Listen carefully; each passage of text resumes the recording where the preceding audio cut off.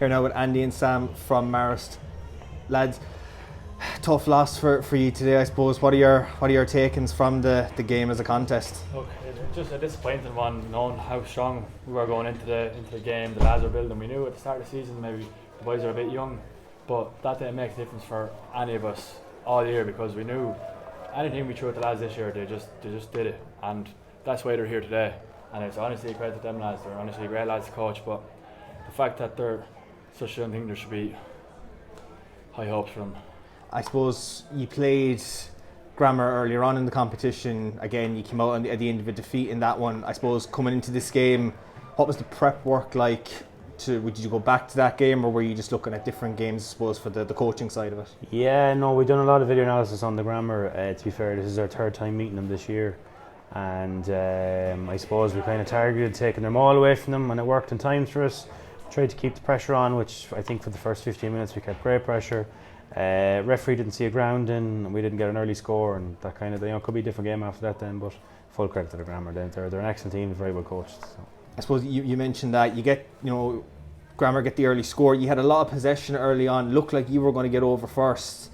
Then I suppose the score goes against you. You manage to get the try back, but then you go in at the break down because of the penalty to Grammar. What's the I suppose the feeling like in the dressing room at the break?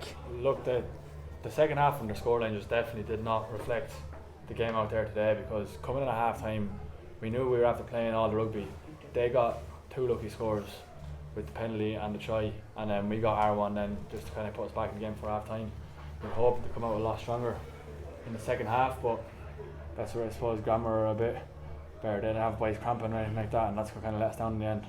I suppose you had a couple of lads go off with injuries as well. I suppose that doesn't help with the game plan. I guess, how quick do you have to make those quick decisions when I suppose a key man is going off and you have to try and go right, who's coming off the bench straight away to replace him?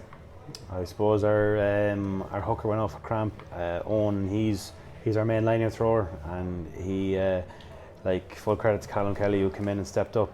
He was flanker and he threw a couple of line-outs, and a couple of them hit the target perfectly. So I guess moments like that where we had tried to prepare, but as soon as something kind of goes wrong, sometimes it might take the lads a couple of minutes and a couple of tries to get back into the game.